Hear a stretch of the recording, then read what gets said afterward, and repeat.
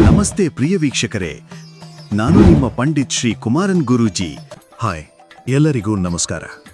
ಜ್ಯೋತಿಷ್ಯ ಕಣ್ಣು ಯೂಟ್ಯೂಬ್ ಚಾನಲ್ಗೆ ನಿಮ್ಮೆಲ್ಲರಿಗೂ ಹಾರ್ದಿಕ ಸ್ವಾಗತ. ಹೋಲಾಷ್ಟಕಲ ಈ 8 ದಿನಗಳ ಬಗ್ಗೆ ನೀವು ಕೇಳಿದ್ದೀರಾ. ವಿಶೇಷವಾಗಿ ಮನೆಯಲ್ಲಿ ಚಿಕ್ಕ ಮಕ್ಕಳು ಇದ್ದರೆ ಹೆಚ್ಚು ಎಚ್ಚರಿಕೆ ವಹಿಸಬೇಕು ಎಂದು ಹಿರಿಯರು ಹೇಳುತ್ತಾರೆ. ಹಾಗಾದರೆ ಹೋಳಿ ಹಬ್ಬಕ್ಕೂ ಮುನ್ನ ಬರುವ ಈ ಅವಧಿಯನ್ನು ನಮ್ಮ ಹಿರಿಯರು ಯಾಕೆ ಜಾಗ್ರತೆಯ ದಿನಗಳೆಂದು ಪರಿಗಣಿಸುತ್ತಾರೆ? ಹೋಲಾಷ್ಟಕ ಎಂದರೇನು? ಇದು ನಿಜವಾಗಿಯೂ ಅಶುಭವೇ?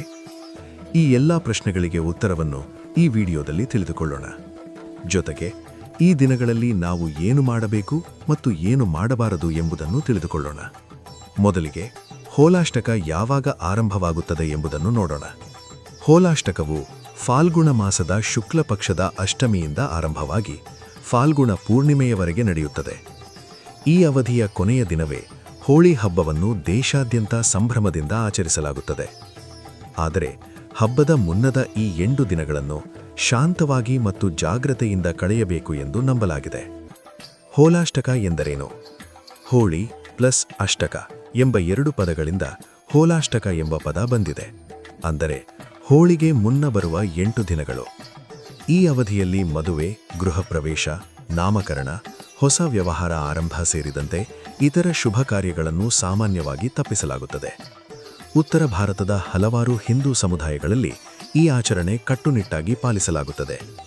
ದಕ್ಷಿಣ ಭಾರತದಲ್ಲಿ ಈ ನಿಯಮಗಳು ಎಲ್ಲೆಡೆ ಅನುಸರಿಸಲ್ಪಡುವುದಿಲ್ಲ. ಇತ್ತೀಚಿನ ದಿನಗಳಲ್ಲಿ ಸಾಮಾಜಿಕ ಜಾಲತಾಣಗಳಲ್ಲಿ ಈ ವಿಷಯ ಹೆಚ್ಚು ವೈರಲ್ ಆಗಿರುವುದರಿಂದ ಹಲವರು ಇದನ್ನು ಅಶುಭ ಕಾಲವೆಂದು ನಂಬುತ್ತಿದ್ದಾರೆ. ಧಾರ್ಮಿಕ ನಂಬಿಕೆಯ ಪ್ರಕಾರ ಈ ಅವಧಿಯಲ್ಲಿ ಗ್ರಹಸ್ಥಿತಿಗಳ ಬದಲಾವಣೆಗಳಿಂದ ಫಲಿತಾಂಶಗಳಲ್ಲಿ ಅನಿಶ್ಚಿತತೆ ಉಂಟಾಗಬಹುದು ಎಂದು ಹೇಳಲಾಗುತ್ತದೆ.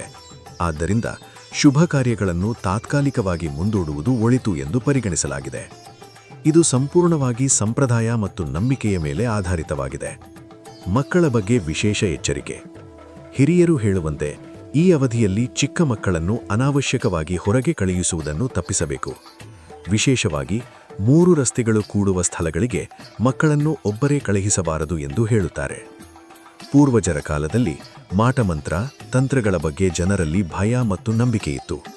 ಅಂತಹ ಕ್ರಿಯೆಗಳು ಈ ದಿನಗಳಲ್ಲಿ ನಡೆಯುತ್ತವೆ ಎಂಬ ನಂಬಿಕೆಯಿಂದ ಮಕ್ಕಳ ಸುರಕ್ಷತೆಯ ದೃಷ್ಟಿಯಿಂದ ಅವರನ್ನು ಜಾಗ್ರತೆಯಿಂದ ನೋಡಿಕೊಳ್ಳಬೇಕು ಎಂದು ಸಲಹೆ ನೀಡಲಾಗಿದೆ. ಹೋಲಿಕಾ ದಹನದ ಹಿನ್ನೆಲೆ. ಹಿರಣ್ಯಕಶಿಪು ಮತ್ತು ಭಕ್ತ ಪ್ರಹ್ಲಾದರ ಕಥೆ ನಮಗೆ ತಿಳಿದಿದೆ.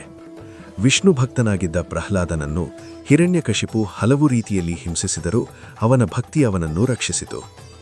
ಈ 8 ದಿನಗಳ ಹಿಂಸೆಯನ್ನು ಸ್ಮರಿಸಿ ಈ ಅವಧಿಯನ್ನು ಜಾಗ್ರತೆಯ ಕಾಲವೆಂದು ಪರಿಗಣಿಸಲಾಗಿದೆ ಎಂಬ ನಂಬಿಕೆಯಿದೆ. ಫಾಲ್ಗುಣ ಪೂರ್ಣಿಮೆಯೆಂದು ನಡೆಯುವ ಹೋಲಿಕಾ ದಹನವು ಸತ್ಯದ ಜಯ, ಭಕ್ತಿಯ ಶಕ್ತಿ ಮತ್ತು ಅಹಂಕಾರದ ನಾಶವನ್ನು ಸೂಚಿಸುತ್ತದೆ. ಈ ದಿನಗಳಲ್ಲಿ ಏನು ಮಾಡಬೇಕು? ದಾನ ಧರ್ಮ ಮಾಡಲು ಇದು ಸೂಕ್ತ ಸಮಯ.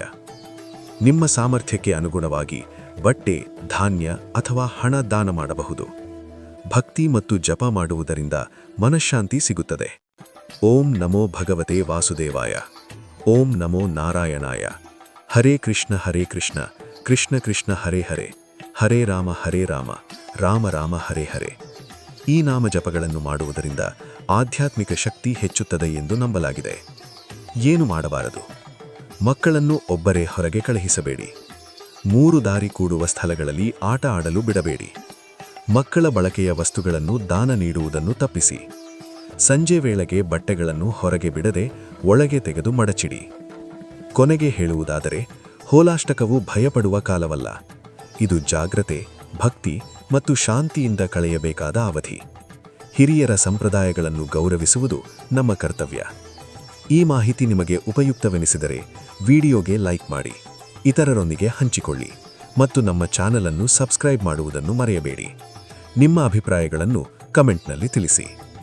ಮುಂದಿನ ವಿಡಿಯೋದಲ್ಲಿ ಮತ್ತಷ್ಟು ಆಸಕ್ತಿಕರ ಮಾಹಿತಿಯೊಂದಿಗೆ ಭೇಟಿಯಾಗೋಣ. ಎಲ್ಲರಿಗೂ ಧನ್ಯವಾದಗಳು. ಓಂ ನಮೋ ಭಗವತೆ ವಾಸುದೇವಾಯ. ಹರೇ ಕೃಷ್ಣ. ಯಾರು ಮೊದಲ ಬಾರಿಗೆ ನಮ್ಮ ಯೂಟ್ಯೂಬ್ ಚಾನಲ್ ಅನ್ನು ನೋಡುತ್ತಿದ್ದೀರಾ, ಪ್ರತಿಯೊಬ್ಬರು ನಮ್ಮ ಚಾನಲ್ ಅನ್ನು ಸಬ್ಸ್ಕ್ರೈಬ್ ಮಾಡಿ ಮತ್ತು ಶೇರ್ ಮಾಡಿ.